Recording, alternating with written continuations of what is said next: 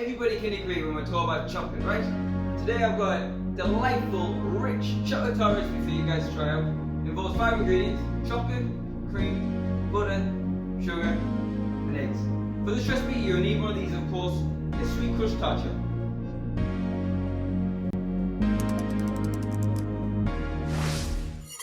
First, we're going to bring the boil, the butter and the cream. Now pour over the chocolate. We're just going to make a simple ganache. This tart's best if you use a good quality chocolate like a 70% or higher. Now just let that stand for a while because the chocolate's time to melt.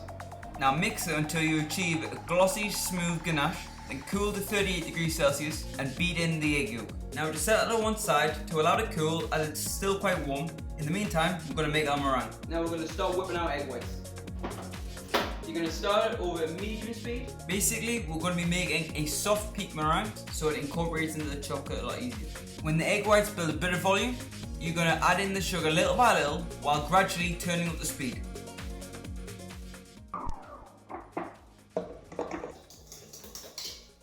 That's what you want. Then fold it into your ganache.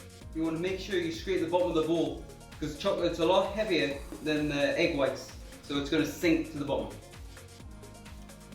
Then preheat oven to 180 degrees and bake for 7 minutes and leave to cool at room temperature for 3 hours to firm. Serve this tart room temperature for best results. I hope you enjoyed this chocolate tart episode. Don't forget to drop a like. Please subscribe to my cooking YouTube channel. Give us a go and see what you think. Don't forget to take a picture and tag me in it on Instagram at Zulu.